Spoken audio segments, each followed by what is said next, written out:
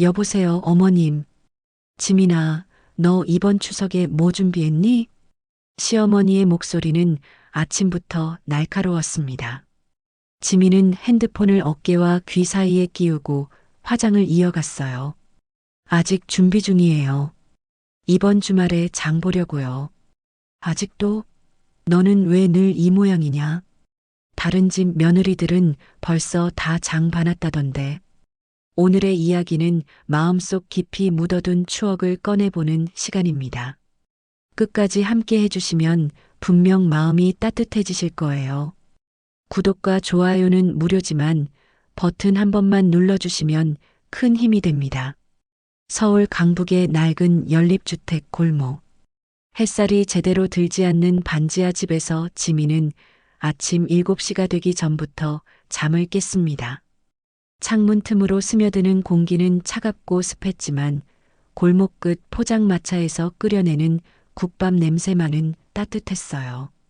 뜨끈한 사골 육수 냄새가 좁은 골목길을 타고 올라와 지민의 비좁은 방까지 스며들었습니다. 지민은 이불을 걷어내고 일어나 낡은 슬리퍼를 끌며 부엌으로 향했어요. 싱크대 옆 전기포트에 물을 받아 올리고 스위치를 눌렀습니다. 보글보글 끓는 소리가 조용한 새벽을 깨웠죠. 남편은 아직 방에서 코를 골고 있었지만 지민은 익숙한 손놀림으로 컵라면 하나를 꺼내 그릇에 담았어요. 뜨거운 물을 부어넣고 젓가락으로 면을 눌러 담그는 동작까지 그 모든 게 매일 아침 반복되는 의식이었습니다. 벽에 걸린 낡은 라디오에서는 90년대 발라드가 흘러나왔어요. 사랑했지만 보낼 수밖에 없었던 가수의 애절한 목소리가 좁은 부엌을 채웠습니다. 지민은 라디오 소리를 배경 삼아 출근 준비를 시작했어요. 거울을 보니 34의 얼굴이 어느새 지쳐 보였습니다. 눈가의 잔주름, 입꼬리의 그늘, 그리고 표정 없는 눈동자. 지민은 화장품 파우치를 열어 비비크림을 손등에 짜냈어요. 부엌 바닥의 장판은 곳곳이 들떠 있었고 화장실 타일은 금이 가 있었습니다. 오래전부터 고쳐야지 생각했지만 집주인은 어차피 반지하인데 뭘이라며 손 한 번 대주지 않았어요. 지민은 금간 타일을 밟으며 세면대 앞에 섰습니다. 물을 틀자 수압이 약해 물줄기가 가늘게 떨어졌죠. 그래도 얼굴을 씻고 머리를 빗었어요. 거울 속 지민의 얼굴은 담담했습니다. 그때였어요. 핸드폰이 진동을 시작했습니다. 화면에 뜬 이름은 시어머니였어요. 지민은 한숨을 삼키고 통화 버튼을 눌렀습니다. 여보세요, 어머님. 지민아, 너 이번 추석에 뭐 준비했니? 시어머니의 목소리는 아침부터 날카로웠습니다. 지민은 핸드폰을 어깨와 귀 사이에 끼우고 화장을 이어갔어요. 아직 준비 중이에요. 이번 주말에 장 보려고요. 아직도? 너는 왜 늘 이 모양이냐? 다른 집 며느리들은 벌써 다 장 봐놨다던데. 지민의 손이 잠시 멈췄습니다. 립스틱을 입술에 바르던 손이 공중에 떠 있었죠. 하지만 지민은 대답 대신 천천히 숨을 들이마셨어요. 한 번, 두 번, 세 번. 참아야 했습니다. 죄송해요, 어머님. 이번 주는 회사 일이 좀 많아서요. 회사 일? 그게 무슨 핑계니? 시집 온 여자가 명절 앞두고 회사 일이 우선이냐? 내가 뭐 대단한 직장이라도 다녀. 시어머니의 말은 계속 이어졌습니다. 지민은 핸드폰을 들고 부엌으로 돌아왔어요. 라면에 뜨거운 물을 더 부어주고 계란 하나를 꺼내 삶기 시작했습니다. 알겠습니다, 어머님. 잘 준비하겠습니다. 그래, 저는 내가 다 부치고, 나물도 내가 무치고, 손님들 오시는데 내가 어떻게 다 하니? 너라도 제대로 해야지. 네, 어머님. 전화가 끊어졌습니다. 지민은 핸드폰을 식탁 위에 내려놓고 잠시 눈을 감았어요. 라디오에서는 여전히 90년대 발라드가 흘렀습니다. 그대 없이는 살 수 없어요. 가사가 귓가를 스쳤죠. 지민은 삶은 계란을 꺼내 찬물에 식히고 라면 위에 올렸습니다. 남편을 깨우러 방으로 들어갔어요. 여보, 일어나요. 라면 다 됐어요. 남편은 뒤척이며 눈을 비볐습니다. 지민은 커튼을 살짝 열어 빛을 들였어요. 반지하라 햇빛이 제대로 들지 않았지만 그래도 희미한 아침 기운이 방 안으로 스며들었습니다. 오늘 회사 미팅 있다며? 늦지 마요. 응, 알았어. 근데 명절 준비는 네가 다 할 거지? 남편의 말에 지민은 고개를 끄덕였습니다. 대답할 힘도 없었어요. 그저 고개를 끄덕이고 부엌으로 나왔죠. 지민은 자신의 아침 식사를 챙겼습니다. 식빵 한 장에 잼을 발라 우유 한 잔과 함께 먹었어요. 서둘러 먹고 설거지를 하고 가방을 챙겼습니다. 출근 시간이 다가왔죠. 현관문을 열고 나서기 전 지민은 거울에 비친 자신을 다시 한번 봤습니다. 화장을 했지만 피곤한 기색은 감출 수 없었어요. 지민은 작게 중얼거렸습니다. 견디자. 아직은 내 때가 아니야. 그렇게 지민은 문을 닫고 좁은 계단을 올라 골목으로 나섰습니다. 국밥 냄새가 여전히 코끝을 간지렸고 포장마차 아주머니는 새벽부터 국을 끓이고 계셨어요. 지민은 그 모습을 보며 버스 정류장으로 걸었습니다. 또 하루가 시작되었습니다.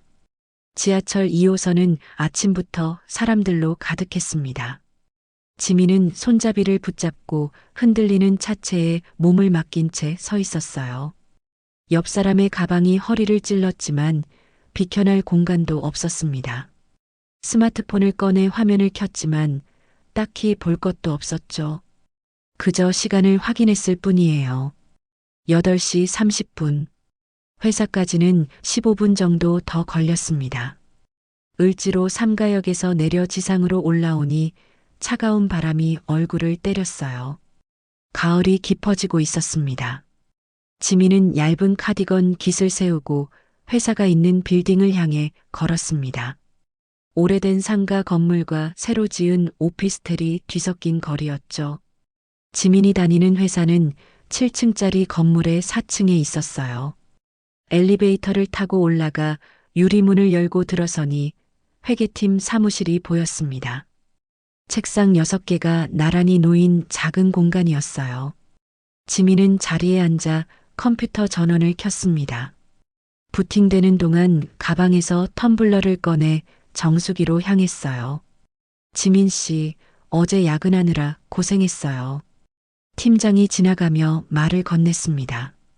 지민은 고개를 숙여 인사했어요. 괜찮습니다, 팀장님. 오늘 성과급 명세서 검토 마무리해야 하니까 집중해서 부탁해요. 명절 전에 다 끝내야 하거든요. 네, 알겠습니다. 지민은 자리로 돌아와 화면을 응시했습니다.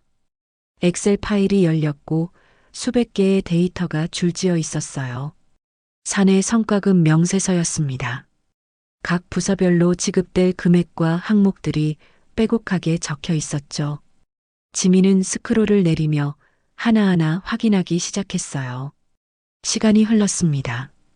11시쯤 되었을 때 지민의 손이 멈췄어요. 화면에 떠 있는 거래 내역 중 하나가 눈에 들어왔습니다. 협력업체 명단에서 익숙한 회사 이름을 본 거예요. 남편이 다니는 회사였습니다. 지민은 눈을 가늘게 뜨고 데이터를 자세히 들여다봤어요. 거래 금액이 적혀 있었고 항목은 컨설팅 용역비였습니다. 하지만 이상했어요. 남편 회사는 건설 자재 유통업을 하는데 왜 지민의 회사와 컨설팅 거래가 있는 걸까요? 게다가 금액도 상당했습니다. 3천만 원. 지민은 마우스를 움직여 해당 거래의 세부 내역을 클릭했어요. 화면이 바뀌며 더 자세한 정보가 나타났습니다. 계약 일자, 입금 내역, 승인자 서명까지 모든 게 정식 절차를 거친 것처럼 보였지만 뭔가 석연치 않았어요. 지민은 고개를 들어 주위를 살폈습니다. 동료들은 각자 자기 일에 집중하고 있었어요. 지민은 다시 화면으로 시선을 돌렸습니다. 손가락으로 턱을 괴고 생각에 잠겼죠. 이 거래는 왜 여기 있는 걸까? 남편한테 들은 적도 없는데. 바로 그때였어요. 옆자리에 앉은 수연이 조용히 일어나 지민 쪽으로 다가왔습니다. 수연은 50대 중반의 여성으로 회계팀에서 가장 오래 근무한 선배였어요. 항상 말이 적고 조용했지만 일은 정확하게 처리하는 사람이었습니다. 수연은 지민의 책상 옆에 서서 낮은 목소리로 속삭였어요. 그건 내가 알아야 할 것 같아서. 지민은 깜짝 놀라 고개를 들었습니다. 수연은 허리를 짚으며 몸을 살짝 굽혔어요. 허리 보호대가 옷 밖으로 살짝 보였습니다. 수연은 오래전부터 허리 디스크로 고생하고 있었거든요. 수연 선배님, 무슨 말씀이세요? 지민의 목소리도 낮아졌습니다. 수연은 주위를 한번 둘러보고는 지민의 귀에 대고 더 작게 말했어요. 그 거래 내용 말이야. 점심시간에 밖에서 얘기하자. 을지로 다방에서. 그리고는 다시 자기 자리로 돌아갔습니다. 지민은 어리둥절한 표정으로 수연의 뒷모습을 바라봤어요. 수연은 다시 화면을 보며 일을 하고 있었습니다. 마치 아무 일도 없었던 것처럼요. 지민은 가슴이 두근거리기 시작했습니다. 뭔가 잘못된 게 있는 걸까요? 왜 수연 선배가 저런 말을 한 걸까요? 지민은 다시 화면을 봤어요. 남편 회사 이름이 여전히 거기 있었습니다. 점심시간까지 남은 시간이 너무 길게 느껴졌어요. 지민은 계속 일을 했지만 집중이 되지 않았습니다. 시계를 몇 번이나 확인했는지 몰라요. 11시 40분, 11시 50분, 12시. 마침내 점심시간이 되었습니다. 동료들이 하나둘 자리에서 일어나 밖으로 나갔어요. 지민도 가방을 들고 일어섰습니다. 수연은 이미 복도에서 기다리고 있었어요. 가자. 수연은 짧게 말하고 앞장서 걸었습니다. 지민은 그 뒤를 따라갔어요. 엘리베이터를 타고 내려와 건물 밖으로 나왔습니다. 을지로 거리는 점심시간이라 사람들로 붐볐어요. 수연은 골목 안쪽으로 들어가 작은 다방 앞에 멈춰 섰습니다. 청실다방이라는 간판이 달린 낡은 건물이었어요. 계단을 올라 2층으로 올라가니 옛날 분위기가 그대로 남아있는 다방이 나타났습니다. 빨간 벨벳 소파와 나무 테이블, 벽에 걸린 오래된 그림들. 지민은 이런 곳이 아직도 남아있다는 게 신기했어요. 수연은 구석 자리로 안내하며 앉았습니다. 지민도 맞은편에 앉았어요. 수연은 주인 아주머니에게 커피 2잔을 주문하고 가방에서 오래된 서류 봉투 하나를 꺼냈습니다. 갈색 봉투였어요. 모서리가 해지고 얼룩이 져 있었습니다. 수연은 그 봉투를 조심스럽게 지민 앞으로 밀어냈어요. 이게 뭐예요? 지민이 물었습니다. 수연은 한숨을 쉬며 허리 보호대를 고쳐 맸어요. 내 어머니가 돌아가시기 전에 나한테 맡긴 거야. 어머니가요? 지민의 눈이 커졌습니다. 어머니는 지민이 25살 때 돌아가셨어요. 벌써 9년 전 일이었습니다. 그래. 내가 성년이 되면 전하라고 했어. 그런데 내가 용기가 없어서 이제야 주게 됐네. 수연의 목소리에 미안함이 묻어났습니다. 지민은 떨리는 손으로 봉투를 잡았어요. 무게가 느껴졌습니다. 열어봐.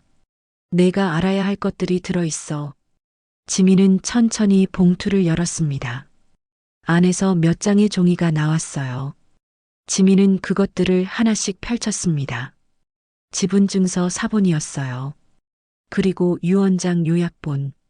마지막으로 낡은 흑백 사진 한 장. 지민의 손이 떨렸습니다. 사진 속에는 정장을 입은 중년 남자가 서 있었어요. 지민은 그 얼굴을 알고 있었습니다. 신문에서, 뉴스에서 재계 소식에서 여러 번 본 얼굴이었죠. 지민의 입술이 떨렸습니다. 봉인해 뒀던 이름이 목구멍까지 올라왔어요. 아버지. 다방 안은 고요했습니다. 오후 1시가 넘어가자 손님들도 거의 다 나갔고 지민과 수연만 남았어요.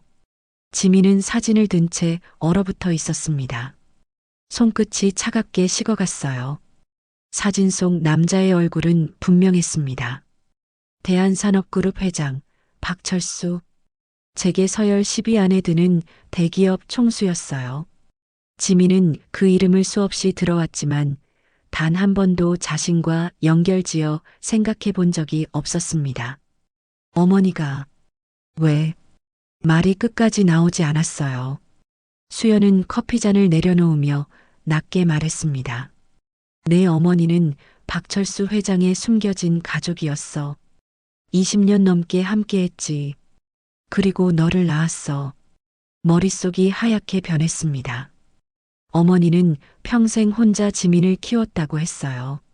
아버지에 대해서는 단 한 번도 말씀하지 않으셨죠. 그분에게는 본부인이 있었어. 재벌가의 체면 때문에 너희를 인정할 수 없었지. 하지만 내 어머니를 사랑했던 건 사실이야. 지민은 떨리는 손으로 지분 증서를 펼쳤습니다. 글씨가 너무 작았어요. 가방에서 블루라이트 차단 안경을 꺼내 썼습니다. 대한산업 주식회사 지분 100분의 12. 소유자 이지민. 심장이 멎는 것 같았어요. 대한산업그룹의 지분 12%. 지민 이름으로. 이게 진짜예요? 진짜야. 법적으로 내 이름으로 되어 있어. 어머니가 신탁으로 관리하다가 돌아가시기 전에 내게 완전히 넘겼지. 지민은 유언장을 펼쳤습니다. 어머니의 필체였어요. 내 딸 지민에게 너는 누구의 주식이 아니라 내 이름을 지켜라. 당당하게 살아라. 숨지 마라. 눈물이 뚝 떨어졌습니다. 지민은 재빨리 손등으로 눈을 닦았어요. 어머니의 목소리가 들리는 것 같았습니다. 수연이 지민의 손을 잡았어요. 지민아, 내 상황 나도 알아. 시댁에서 얼마나 힘들게 지내는지, 명절 때마다 내가 얼마나 지쳐 보이는지 다들 봤어. 지민은 고개를 들었습니다. 숨기려 애썼는데 다들 알고 있었던 거예요. 그런데 말이야. 이제 너는 선택할 수 있어. 계속 그렇게 살 건지 아니면 내 길을 갈 건지. 그때 지민은 갑자기 뭔가 떠올랐어요. 아까 봤던 거래 내역. 선배님, 그럼 아까 남편 회사 거래 내역은요? 수연의 얼굴이 굳어졌습니다. 내 남편 회사는 지금 빚더미야. 여기저기서 돈을 끌어오고 있지. 우리 회사하고도 허위 계약을 맺어서 돈을 빼돌렸어. 뭐라고요? 쉿. 조용히 해. 아직 아무도 모르는 일이야. 근데 지민아, 이건 내 남편만의 문제가 아니야. 내 시댁 전체가 연루되어 있어. 시어머니, 시아버지, 남편 형제들까지. 숨이 막혔습니다. 시댁 전체가 비리에 연루되어 있다니. 수연은 지민의 눈을 똑바로 봤어요. 지민아, 넌 이제 힘이 있어. 이 서류들이 내 무기야. 내가 원한다면 모든 걸 바꿀 수 있어. 대한산업의 주요 주주로서 내 남편 회사를 조사할 수도 있고 시댁의 비리를 밝힐 수도 있어. 지민은 서류들을 다시 봤습니다. 지분증서, 유언장, 사진. 지금까지 가난하게 초라하게 살아왔는데 사실은 재벌가의 숨겨진 딸이었다니. 저는 어떻게 해야 해요? 내가 결정해. 하지만 기억해. 어머니가 마지막으로 남긴 말. 숨지 말라고. 지민의 가슴 속에서 뭔가 단단한 게 일어나는 걸 느꼈습니다. 봉인해뒀던 이름, 봉인해뒀던 진실, 그리고 봉인해뒀던 자신의 힘. 지민은 서류들을 조심스럽게 봉투에 다시 넣었어요. 그리고 가방 깊숙이 집어넣었습니다. 안경을 벗어 케이스에 담으며 지민은 작게 중얼거렸습니다. 이제 숨지 않을 거예요. 창밖으로 을지로 거리가 보였어요. 사람들이 바쁘게 오가고 차들이 지나갔습니다. 평범한 오후였지만 지민의 세상은 완전히 달라져 있었어요. 수연은 조용히 웃으며 말했습니다. 잘 생각했어. 이제 회사로 돌아가자. 오후 업무가 남아있잖아. 두 사람은 자리에서 일어났습니다. 계단을 내려가 거리로 나왔어요. 차가운 바람이 불었지만 지민은 더 이상 움츠러들지 않았습니다. 가방 속 봉투가 묵직하게 느껴졌어요. 그 무게가 두렵지 않았습니다. 오히려 든든했죠. 그래, 아버지. 이제 당신의 딸로 살겠어요. 어머니가 원하신 대로 당당하게. 지민의 발걸음이 달라졌습니다. 추석 전날 오후 지민은 시댁으로 향하는 버스에 몸을 실었습니다. 경기도 일산의 단독주택. 시댁은 오래된 2층 집이었어요. 마당에는 감나무가 서 있고 대문 앞에는 시아버지가 아끼는 분재들이 놓여 있었죠. 지민은 손에 든 장바구니를 꽉 쥐었습니다. 전 부칠 재료와 나물, 과일까지 무거웠어요. 하지만 가방 속 봉투가 더 무거웠습니다. 어머니가 남긴 서류들. 지민은 그것을 집에 두고 올 수 없었어요. 언제 어디서 필요할지 몰랐으니까요. 대문을 열고 들어서자 시어머니의 목소리가 들렸습니다. 늦었네, 늦었어. 벌써 4시가 다 됐는데 이제 와? 현관에서 신발을 벗으며 지민은 고개를 숙였어요. 죄송합니다, 어머님. 장 보느라 조금 늦었어요. 장은 왜 오늘 봐? 미리미리 준비를 해야지. 답답하네, 정말. 시어머니는 앞치마를 두른 채 부엌으로 들어갔습니다. 지민도 짐을 들고 뒤따라 들어갔어요. 부엌에는 이미 각종 재료들이 쌓여 있었습니다. 시어머니가 아침부터 준비한 것들이었죠. 어서 손 씻고 전 부쳐. 조기는 내가 구울 테니까 너는 전만 집중해. 네, 어머님. 지민은 손을 씻고 앞치마를 둘렀습니다. 밀가루 반죽이 이미 되어 있었어요. 애호박, 감자, 동그랑땡 재료까지. 지민은 프라이팬을 꺼내 기름을 두르기 시작했습니다. 저녁 6시쯤 친척들이 하나둘 도착했어요. 시아버지의 동생 내외, 남편의 형과 형수, 그리고 조카들까지. 거실이 순식간에 사람들로 가득 찼습니다. 아이고, 지민이 왔네. 올해도 고생 많겠어. 큰형수가 가방을 내려놓으며 말했어요. 지민은 웃으며 인사했습니다. 언니 오셨어요. 애들은 잘 있었어요? 응, 잘 있지. 근데 너 전 다 부쳤어? 우리 둘째가 전 엄청 좋아하거든. 아직 반쯤 남았어요. 조금만 기다려주세요. 지민은 다시 부엌으로 들어가 전을 부쳤습니다. 기름이 튀어 손등에 닿았지만 참았어요. 뜨거웠습니다. 하지만 지민은 표정 하나 바꾸지 않고 계속 전을 뒤집었어요. 7시가 되자 상차림이 시작되었습니다. 거실 큰 상 위에 제기들이 놓였어요. 종갓집에서 대대로 내려온 녹그릇들이었습니다. 번들번들 윤이 나는 그릇들 위로 음식이 하나씩 올라갔죠. 시어머니는 상을 보며 이것저것 지적했습니다. 이 나물은 왜 이렇게 물기가 많아? 물기를 꽉 짜야지. 죄송합니다. 저는 색이 왜 이래? 불 조절을 제대로 해야 노릇노릇하게 나오는데. 제가 다시 부치겠습니다. 됐어. 시간 없어. 그냥 이대로 내놔. 시어머니의 잔소리는 끊이지 않았습니다. 지민은 묵묵히 듣고만 있었어요. 하지만 가슴속에서는 뭔가 끓어오르기 시작했습니다. 8시 본격적으로 저녁 식사가 시작되었어요.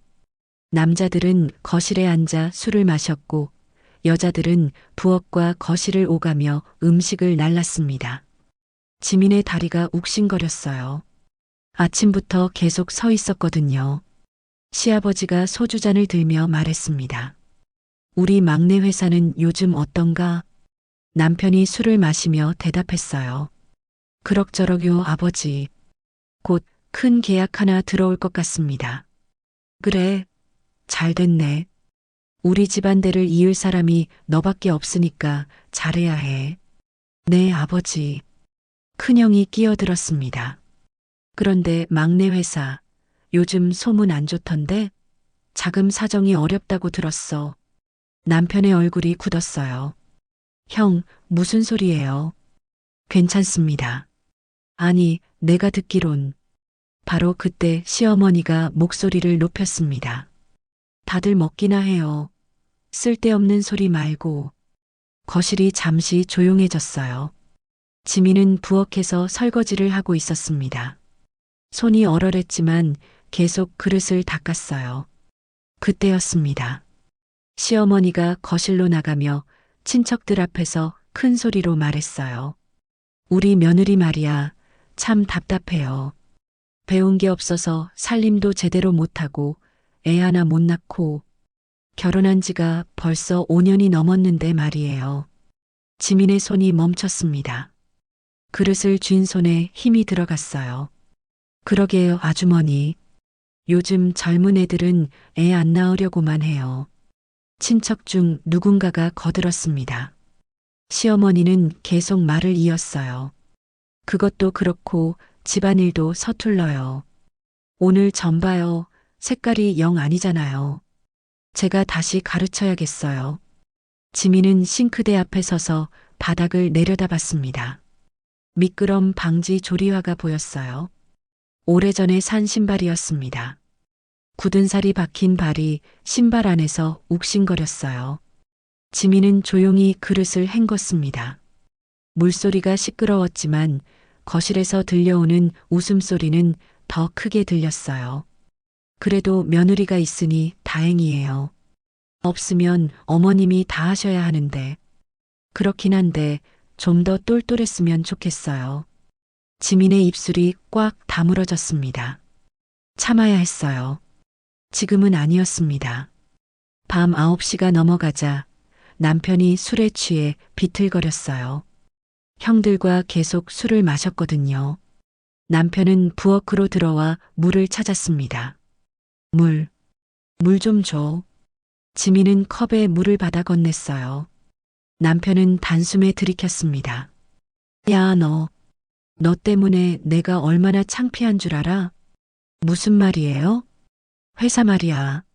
내 회사가 안 되는 게 다 내 팔자 때문이야. 내가 복이 없어서 그래. 그 말이 지민의 귓속으로 파고들었습니다. 남편은 계속 중얼거렸어요. 형이 뭐라고 했는데? 자금 사정이 안 좋다고. 다 내 팔자 탓이야. 지민의 눈빛이 변했습니다. 처음으로, 정말 처음으로 지민은 남편을 똑바로 봤어요. 그리고 시어머니를, 거실에 앉아 있는 모든 사람들을 꿰뚫어 봤습니다.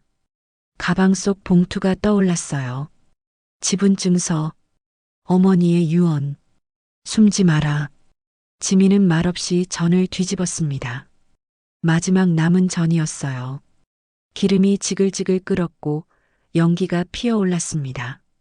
그 연기 너머로 지민은 새로운 자신을 봤어요. 더 이상 참지 않을 자신을. 밤 11시가 넘어서야 친척들이 하나둘 돌아갔습니다. 지민은 부엌에서 마지막 설거지를 끝냈어요. 손이 붉게 부어올랐고 발목이 저렸습니다. 하루 종일 서 있었거든요. 남편은 거실 소파에 비스듬히 누워 있었어요. 술이 덜 깬 얼굴로 텔레비전만 멍하니 보고 있었습니다. 시어머니는 이미 2층 방으로 올라갔고 시아버지도 주무시러 가셨죠. 지민은 부엌 서랍에서 파스를 꺼냈습니다. 허리가 너무 아팠어요. 화장실로 들어가 옷을 걷어 올리고 허리에 파스를 붙였습니다. 차가운 느낌이 피부를 타고 스며들었어요. 조금 나았습니다. 그때였어요. 남편의 핸드폰이 요란하게 울렸습니다. 여보세요? 남편의 목소리가 떨렸어요. 지민은 화장실 문을 살짝 열고 귀를 기울였습니다. 네, 뭐라고요? 지금 몇 시인데? 아니, 그게 무슨... 남편의 얼굴이 하얗게 질렸습니다. 핸드폰을 든 손이 부들부들 떨렸어요. 알겠습니다. 지금 바로 확인하겠습니다. 전화가 끊어졌습니다. 남편은 소파에서 벌떡 일어나 노트북을 켰어요. 지민은 화장실에서 나와 남편 옆으로 다가갔습니다. 무슨 일이에요? 회사 계좌에서 돈이 빠져나갔대. 뭐라고요? 오늘 저녁 8시쯤 3억이 한꺼번에 빠져나갔어. 누가 인출했는지 모르겠대. 남편의 손가락이 키보드 위를 바쁘게 움직였습니다.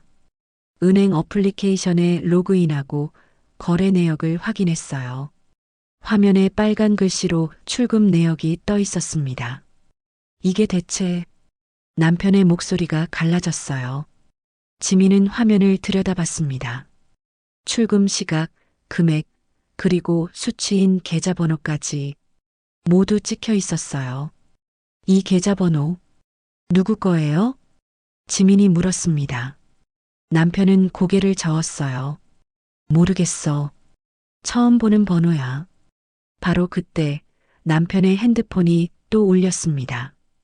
이번에는 문자였어요. 남편은 화면을 확인하고는 비명을 질렀습니다. 아, 안 돼. 무슨 일이에요? 부회장이 돈을 빼돌렸어. 회사 공금을 개인 계좌로 옮겼다고. 남편의 부회장은 남편의 대학 선배였어요. 회사 설립 때부터 함께한 측근이었습니다. 남편은 부회장을 전적으로 믿었죠. 전화해봐요, 빨리. 남편은 떨리는 손으로 부회장에게 전화를 걸었습니다. 신호음이 길게 울렸어요. 하지만 받지 않았습니다. 한 번, 두 번, 세 번. 계속 전화했지만 부회장은 받지 않았어요. 이 자식이 날 배신했어. 완전히 배신한 거야. 남편은 노트북을 덮고 머리를 감싸쥐었습니다. 지민은 조용히 남편을 바라봤어요. 다른 계좌도 확인해봐요. 뭐? 다른 회사 계좌요. 혹시 더 빠져나간 돈이 있을 수도 있잖아요. 남편은 다시 노트북을 열었습니다. 하나씩 계좌를 확인했어요. 그리고 비명을 질렀습니다. 6억이 더 없어졌어. 지난주에. 누가 인출했어요? 재무이사 명의로 나갔어. 재무이사도 남편의 측근이었습니다. 남편은 자기 사람들을 회사 요직에 앉혔거든요. 그런데 그 사람들이 회사 돈을 빼돌린 거예요. 남편은 바닥에 주저앉았습니다. 손으로 얼굴을 가렸어요. 어깨가 떨렸습니다. 끝났어. 회사 끝났어. 어떡하지? 지민은 남편을 내려다봤습니다. 불쌍하다는 생각은 들지 않았어요. 오히려 차갑게 느껴졌습니다.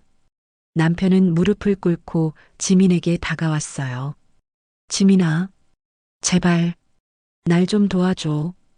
도와달라고요? 너 회계 일하잖아. 이런 거래 추적하고 돈 흐름 파악하는 거 잘하잖아. 제발 좀 도와줘. 회사 살려야 해. 남편은 가방에서 법인카드를 꺼냈습니다. 그리고 회사 도장까지 지민 앞에 내밀었어요. 이거 다 줄게. 내가 회사 살려봐. 내가 아니면 안 돼. 지민은 법인카드와 도장을 내려다봤습니다. 남편이 그토록 아끼던 것들이었어요. 회사의 권한을 상징하는 것들. 내가 회계하니까 어떻게든 방법이 있을 거 아냐. 제발. 지민은 대답 대신 부엌으로 갔습니다. 서랍에서 전기 찜질팩을 꺼내 허리에 감았어요. 파스만으로는 부족했습니다. 하루 종일 서 있던 허리가 욱신거렸거든요. 따뜻한 열기가 허리를 감쌌습니다. 지민은 눈을 감았어요. 머리는 너무나 맑았습니다. 지민은 거실로 돌아와 노트북을 자기 쪽으로 당겼어요. 남편의 회사 계좌 내역을 하나씩 살펴보기 시작했습니다. 지민의 손가락이 키보드 위를 빠르게 움직였어요. 출금 내역, 입금 내역, 거래처 정보, 모든 걸 엑셀 파일에 정리했습니다. 그리고 연결고리를 찾기 시작했어요. 누가 누구한테 돈을 보냈는지, 어떤 명목으로 빠져나갔는지. 1시간이 지났습니다. 지민의 눈이 점점 날카로워졌어요. 보였습니다. 남편의 측근들이 만든 구멍이. 부회장, 재무이사, 영업이사. 모두 남편이 믿었던 사람들이었어요. 이것들이 회사 돈으로 개인 빚을 갚았네요. 뭐, 부회장은 도박빚, 재무이사는 투자 실패한 돈, 영업이사는 정부 빚. 다 회사 돈으로 메꿨어요. 지민은 화면을 남편에게 돌려 보여줬습니다. 남편의 얼굴이 더 하얗게 질렸어요. 그럼 회사에 남은 돈은 거의 없어요. 유동 자금이 바닥났어요. 다음 주 월급도 못 줄 상황이에요. 남편은 바닥에 쓰러졌습니다. 완전히 무너진 거예요. 지민은 남편을 내려다봤습니다. 그리고 낮은 목소리로 말했어요. 이건 내가 만든 구멍이야. 뭐, 내가 믿었던 사람들, 내가 요직에 앉혔던 사람들, 다 내가 선택한 거잖아요. 실력이 아니라 인맥으로 사람을 썼으니까 이렇게 된 거예요. 지민의 목소리는 낮았지만 단단했습니다. 남편은 고개를 들어 지민을 봤어요. 너 왜 그래? 도와달라고 했잖아. 도와주기 전에 알아야 할 게 있어요. 지민은 가방에서 봉투를 꺼냈습니다. 어머니가 남긴 서류들이 들어있는 봉투. 이게 뭔데? 당신이 몰랐던 진실이에요. 지민은 봉투를 탁자 위에 올려놓았습니다. 반격이 시작되었습니다. 남편은 봉투를 열어 서류들을 꺼냈습니다. 지분 증서를 보는 순간 눈이 휘둥그레졌어요. 이게 대한산업지분?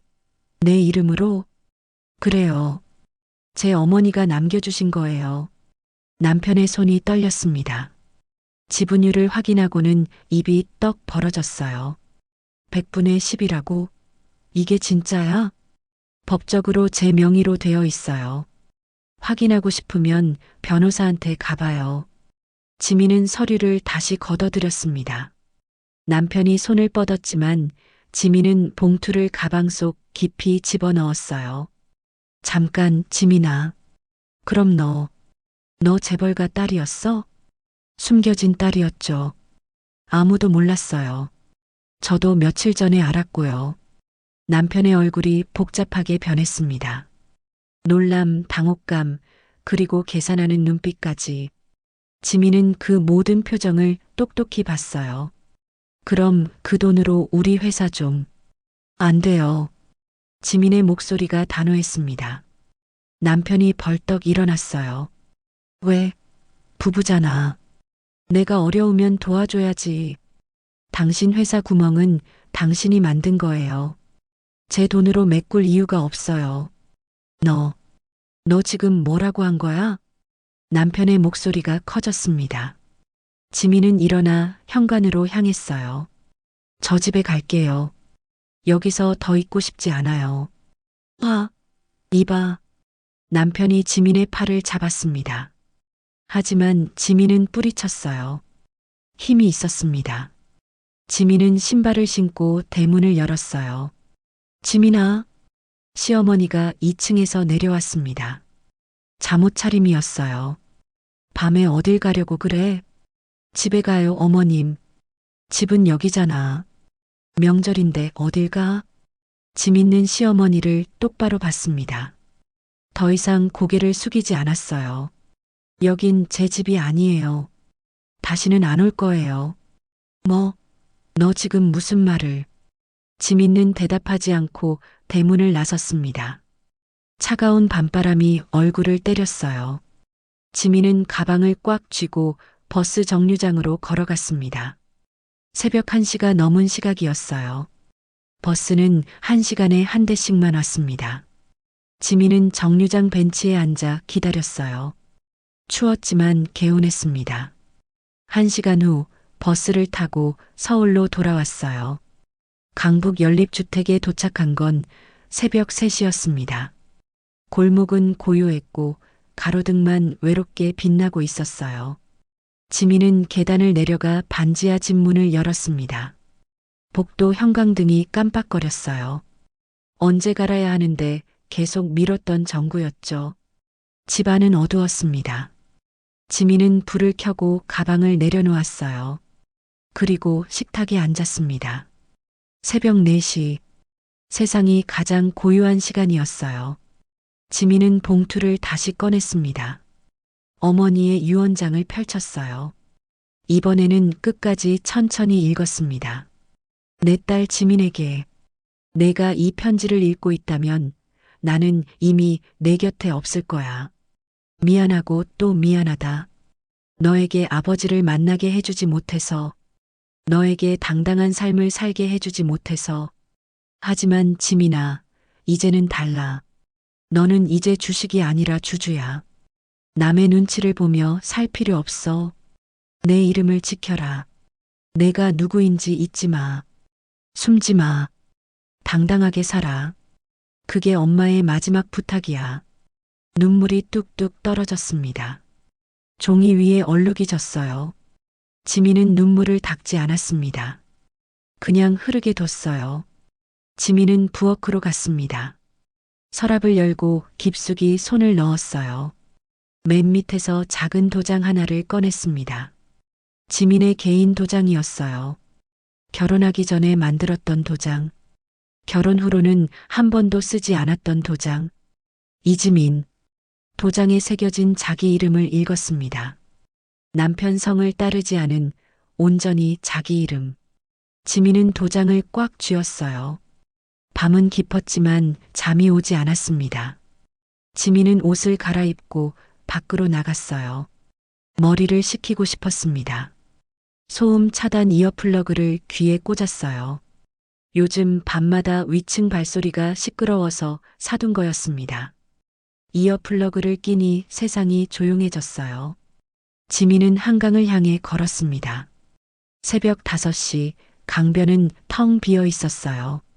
조깅하는 사람 몇 명만 보였습니다. 다리 밑을 지나갈 때였어요. 누군가 기타를 치고 있었습니다. 7, 80년대 노래를 부르는 중년 남자였어요. 버스킹이었죠. 사랑했던 사람아. 이제는 안녕. 구슬픈 목소리가 다리 밑을 채웠습니다. 지민은 이어플러그를 빼고 그 노래를 들었어요. 어머니가 좋아하던 노래였습니다. 지민은 다리 난간에 기댔습니다. 한강 물이 검게 흐르고 있었어요. 건너편 불빛들이 물 위에 반짝였습니다. 이젠 숨어 있지 않겠다. 지민은 속으로 다짐했습니다. 더 이상 구석에 웅크리고 살지 않겠다고. 더 이상 남의 눈치 보며 살지 않겠다고. 지민에게는 이제 힘이 있었어요. 대한산업의 주주로서, 어머니의 딸로서, 그리고 무엇보다 이지민으로서. 남편 회사의 비리는 알고 있었습니다. 시댁의 추악함도 봤어요. 이제 필요한 건 증거였습니다. 법적으로 싸울 수 있는 증거. 지민은 핸드폰을 꺼내 수연에게 문자를 보냈어요. 선배님 도와주세요. 남편 회사 비리 자료가 필요해요. 곧 답장이 왔습니다. 기다렸어. 월요일 아침에 만나자. 준비해둔 게 있어. 지민은 핸드폰을 주머니에 넣었습니다. 그리고 다시 강물을 봤어요. 동쪽 하늘이 조금씩 밝아오기 시작했습니다. 새벽이 지나가고 있었어요. 어둠이 물러가고 빛이 오고 있었습니다. 지민도 마찬가지였어요. 오랜 어둠이 끝나고 새로운 아침이 시작되고 있었습니다. 지민은 다리를 건너 집으로 돌아갔습니다. 발걸음이 가벼웠어요. 반지하 집은 여전히 좁고 낡았지만 이제는 지민만의 공간이었습니다. 문을 열고 들어가 형광등을 봤어요. 여전히 깜빡거리고 있었습니다. 지민은 의자를 가져와 올라섰어요. 전구를 빼고 새 전구를 끼웠습니다.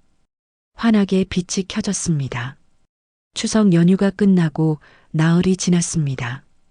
대한산업본사 30층 회의실. 창밖으로 서울 시내가 한눈에 내려다 보였어요. 가을 하늘이 맑고 푸르렀습니다. 오전 10시 임시 이사회가 소집되었어요. 회의실 긴 테이블 양쪽으로 사람들이 앉기 시작했습니다. 지민의 남편, 남편 회사 재무이사, 그리고 시어머니까지 모두 긴장한 얼굴이었어요. 남편은 넥타이를 매만지며 땀을 닦았습니다. 재무이사는 서류를 펼쳐놓고 뭔가 확인하고 있었죠. 시어머니는 명품 핸드백을 무릎에 올려놓은 채 불안한 눈빛으로 주위를 둘러봤어요. 도대체 왜 우릴 부른 거야? 남편이 작게 중얼거렸습니다. 재무이사가 어깨를 으쓱였어요. 글쎄요. 갑자기 대한산업법무팀에서 연락이 왔어요. 긴급 안건이 있다고. 바로 그때 회의실 문이 열렸습니다. 지민이 들어왔어요. 남편의 눈이 커졌습니다. 지민은 깔끔한 검은색 정장을 입고 있었어요. 머리를 단정하게 올려 묶었고 화장도 평소와 달랐습니다. 당당했어요. 너, 왜 여기 있어? 남편이 벌떡 일어나 물었습니다. 지민은 대답하지 않고 테이블 맨 끝 자리에 앉았어요. 앞에 서류 가방을 내려놓았습니다. 곧이어 대한산업법무팀장과 감사팀장이 들어왔어요. 그리고 수연도 함께 들어왔습니다.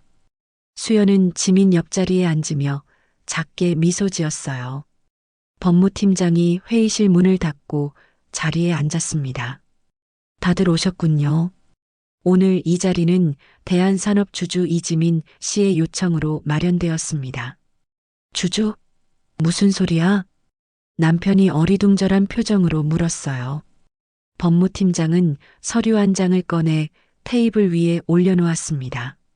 이지민 씨는 대한산업 지분 100분의 11을 보유한 주요 주주입니다. 법적으로 등록되어 있고 모든 절차가 완료되었습니다. 회의실이 술렁였어요. 시어머니가 벌떡 일어났습니다. 말도 안 돼. 저 애가 무슨 주주야? 반지하에 사는 애가? 지민은 조용히 시어머니를 봤습니다. 눈빛이 달라져 있었어요. 앉으세요, 어머님. 아직 할 말이 많이 남았어요. 지민의 목소리는 낮았지만 단단했습니다. 시어머니는 어쩔 수 없이 다시 앉았어요. 지민은 서류 가방을 열었습니다. 안에서 휴대용 문서 세 단기를 꺼냈어요. 작고 날렵한 기계였습니다. 이게 뭐 하는 거야? 재무이사가 물었습니다. 지민은 대답 대신 서류 몇 장을 꺼냈어요. 남편 회사와 대한산업 사이의 계약서 사본들이었습니다. 이 계약서들 다 가짜예요. 지민은 세 단기에 서류를 넣기 시작했습니다. 지지직 종이가 갈리는 소리가 회의실을 채웠어요. 아, 그거 중요한 서류야. 남편이 소리쳤습니다. 하지만 지민은 멈추지 않았어요. 계약서를 하나씩 세 단기에 넣어 파쇄했습니다. 중요한 서류가 아니에요. 증거가 아니라 미끼였어요. 진짜는 따로 있거든요. 지민은 마지막 서류까지 파쇄하고 세 단기를 내려놓았습니다. 그리고 가방에서 또 다른 봉투를 꺼냈어요. 진짜 증거는 이미 공증했어요. 그리고 검찰에도 제출했습니다. 법무팀장이 봉투를 받아 펼쳤습니다. 안에는 남편 회사의 모든 비리가 담긴 자료들이 있었어요. 허위 계약서, 횡령 내역, 자금 세탁 증거까지. 이건 완벽한 증거 자료네요. 감사팀장이 서류를 넘기며 고개를 끄덕였습니다. 남편의 얼굴이 하얗게 질렸어요. 지민은 자리에서 일어나 스크린을 켰습니다. 프레젠테이션이 시작되었어요. 화면에 지분 구조도가 떴습니다. 대한산업 최대주주 목록입니다. 박철수 회장 사후 지분이 재분배되었어요. 그중 100분의 12가 제 명의로 되어 있습니다. 화면에 이지민이라는 이름이 크게 떴어요. 남편은 입을 떡 벌리고 화면을 봤습니다. 그리고 남편 회사의 비리 내역입니다. 다음 슬라이드가 넘어갔어요. 횡령 금액, 날짜, 관련자 이름까지 모든 게 상세하게 정리되어 있었습니다. 남편과 그의 측근들은 지난 3년간 회사 자금 15억을 빼돌렸습니다. 부회장은 도박 빚상환에, 재무이사는 개인 투자 실패 보전에, 영업이사는 정부 빚 갚는 데 사용했어요. 재무이사가 벌떡 일어났습니다. 거짓말이야. 증거 있어? 여기 다 있어요. 수연이 서류철을 펼쳤습니다. 은행 거래 내역, 통장 사본, 녹취록까지 모든 증거가 갖춰져 있었어요. 시어머니가 떨리는 목소리로 말했습니다. 지민아, 우리 가족인데 이럴 수 있니? 명절에 그렇게 정성껏 대접했는데. 지민은 시어머니를 똑바로 봤습니다. 정성껏 대접이라고요? 어머님은 저를 하루 종일 부려먹고 사람들 앞에서 모욕했어요. 배운 게 없다고, 애 못 낳는다고, 살림도 못한다고. 그게 대접이에요? 시어머니의 얼굴이 붉어졌습니다. 하지만 할 말이 없었어요. 남편이 무릎을 꿇었습니다. 지민아, 미안해. 제발 한 번만 봐줘. 회사 살려야 해. 직원들도 있고. 당신은 직원들 생각 안 했어요. 회사 돈 빼돌릴 때, 측근들 챙길 때, 단 한 번도 직원들 생각 안 했잖아요. 지민의 목소리는 차가웠습니다. 그때 회의실 문이 열렸어요. 검은 정장을 입은 조사관 3명이 들어왔습니다. 검찰 조사관들이었어요. 경제범죄 합동수사팀입니다. 횡령 및 배임 혐의로 조사하겠습니다. 조사관들이 남편과 재무이사에게 다가갔어요. 남편은 바닥에 주저앉았습니다. 안 돼. 이럴 수 없어. 지민은 남편을 내려다봤습니다. 동정심은 없었어요.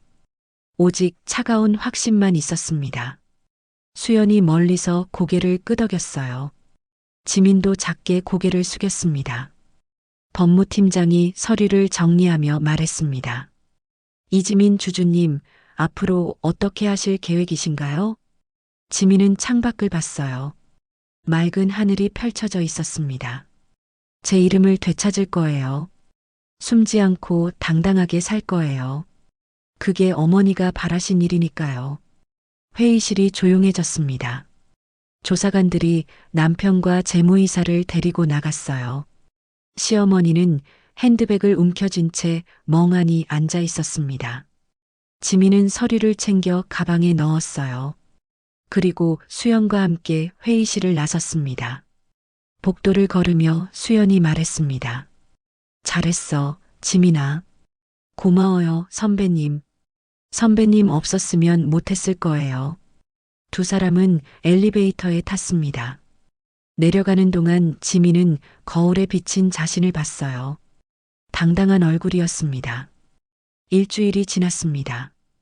강북 연립주택 반지하 집 앞에 기사님이 왔어요.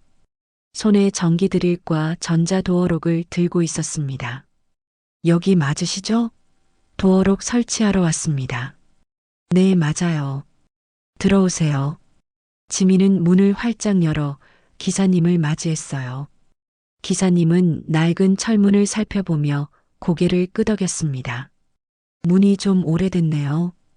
그래도 튼튼해요. 도어록 달기엔 문제 없습니다. 감사합니다. 30분쯤 지나자 새 전자 도어록이 달렸어요.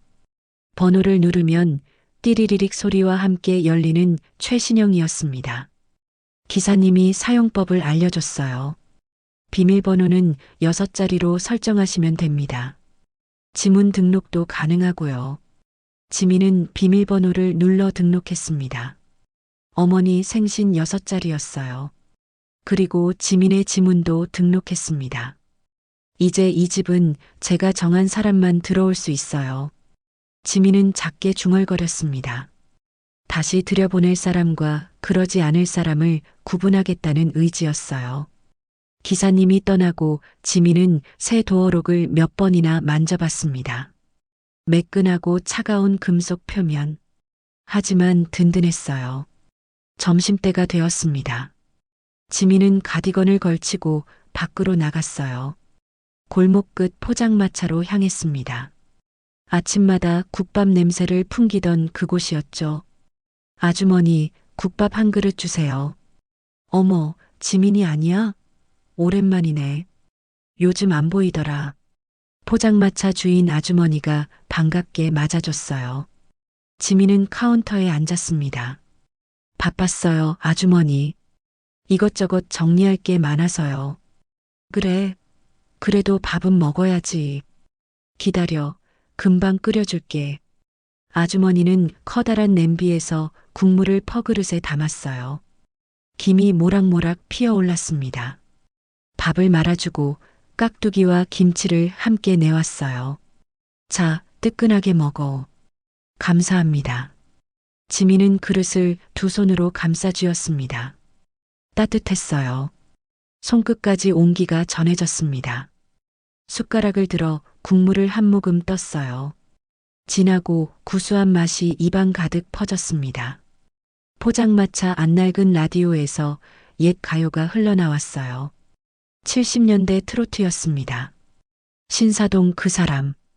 잊을 수가 없어요. 가수의 구성진 목소리가 좁은 포장마차를 채웠어요. 지민은 국밥을 먹으며 라디오를 들었습니다.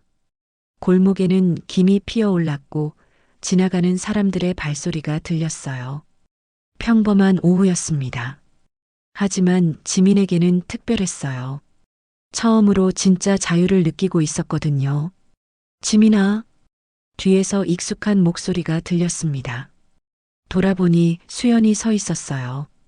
손에 편의점 봉지를 들고 있었습니다. 선배님, 여기 어쩐 일이세요? 너 여기 산다고 해서 왔지. 점심 먹었나 했는데 잘 됐네. 수연이 지민 옆에 앉았어요. 아주머니가 물을 내왔습니다. 같이 오셨어요? 뭐 드릴까요? 저는 유자차 한 잔만 주세요. 수연은 봉지에서 약봉지를 꺼냈어요. 허리약이야. 내가 그날 허리 아파하는 거 봤거든. 이거 먹으면 좀 나을 거야. 지민의 눈시울이 뜨거워졌습니다. 선배님, 괜찮아. 우리 이제 식구잖아. 아주머니가 따끈한 유자차를 내왔어요. 수연은 지민에게 건넸습니다. 자, 마셔. 몸 따뜻하게 해야 해. 지민은 유자차를 받아 한 모금 마셨습니다. 달콤하고 새콤한 맛이 목을 타고 내려갔어요. 몸이 따뜻해졌습니다. 선배님, 저 이제 괜찮아요. 정말로. 알아. 내 얼굴 보니까 알겠어. 많이 달라졌더라. 수연은 지민의 손을 잡았어요. 따뜻했습니다. 지민아, 넌 잘할 거야. 이제 누구한테도 숨지 않고 살 수 있어. 네, 선배님. 저 이제 알았어요. 나는 누군가의 며느리이기 전에 나 자신이라는 걸요. 지민의 목소리는 확고했습니다. 수연은 빙그레 웃었어요. 그래, 바로 그거야. 두 사람은 포장마차에서 한참을 앉아 있었습니다. 국밥을 먹고 유자차를 마시며 이야기를 나눴어요. 앞으로의 계획, 회사 일, 그리고 지민의 새로운 시작에 대해서. 참, 시어머니한테는 내용 증명 보냈어? 수연이 물었습니다. 지민은 고개를 끄덕였어요. 네, 어제 발송했어요. 이혼 소송 준비하고 있다고 더 이상 연락하지 말라고 썼어요. 남편은 검찰 조사받고 있어요.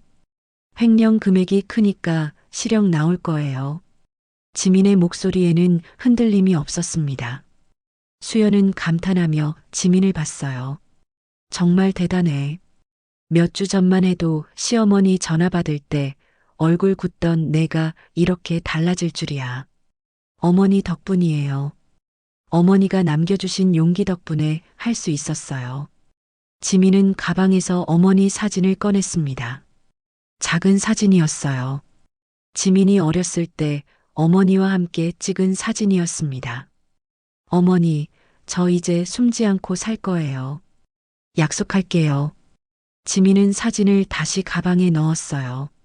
그리고 조용히 그러나 확고하게 웃었습니다. 골목에서는 여전히 국밥 냄새가 피어올랐어요. 라디오에서는 옛 노래가 흘렀고 사람들이 오가며 일상을 살아갔습니다. 지민도 이제 그 일상 속에서 당당하게 살 거예요. 반지하 집은 여전히 좁고 낡았지만 이제는 지민만의 성이었습니다. 새 도어록이 달린 지민이 선택한 사람만 들어올 수 있는 공간. 선배님, 저 회사 그만둘까 봐요. 응? 왜? 대한산업경영에 참여하려고요. 주주로서 제대로 역할을 하고 싶어요. 어머니가 물려주신 책임이니까요. 수연은 놀라며 지민을 봤습니다. 그리고 크게 웃었어요. 그래, 그게 맞지. 너라면 잘할 거야. 지민은 국밥 그릇을 비우고 숟가락을 내려놓았습니다. 배가 따뜻하고 든든했어요. 아주머니, 잘 먹었습니다. 그래, 또 와. 언제든 배고프면 오고. 네, 자주 올게요. 지민과 수연은 포장마차를 나왔습니다. 골목길을 함께 걸으며 수연이 물었어요. 오늘 뭐 할 거야? 집 청소하고 내일 변호사 사무실 갈 준비하려고요. 이혼 절차 시작해야죠. 그래, 힘내. 골목 입구에서 두 사람은 헤어졌습니다. 수연은 버스 정류장으로, 지민은 집으로 향했어요. 계단을 내려가 새 도어록 앞에 섰습니다. 비밀번호를 누르자 띠리리릭 소리와 함께 문이 열렸어요. 지민은 문을 열고 들어가 불을 켰습니다. 새로 갈아 끼운 형광등이 환하게 빛났어요. 창문을 열자 골목바람이 들어왔습니다. 새로운 공기였어요. 지민은 깊게 숨을 들이마셨습니다. 숨지 않고 사는 법을 배웠다. 지민은 거울을 봤어요. 거울 속 지민은 웃고 있었습니다. 진짜 미소였어요. 이제 시작이었습니다. 이지민으로 사는 인생. 누구의 며느리도 누구의 아내도 아닌 온전히 자기 자신으로 사는 삶. 지민은 가방에서 어머니의 도장을 꺼냈습니다. 이지민이라고 새겨진 도장. 그리고 자기 도장도 나란히 꺼내 책상 위에 올려놓았어요. 두 개의 도장이 나란히 놓여 있었습니다. 어머니와 딸. 함께 걸어갈 길이었어요. 지민은 의자에 앉아 노트북을 켰습니다. 내일부터 시작할 새 인생을 준비하기 위해서였죠. 창밖으로 저녁 노을이 지고 있었습니다. 붉은 하늘이 아름다웠어요. 지민은 조용히 웃으며 키보드에 손을 올렸습니다.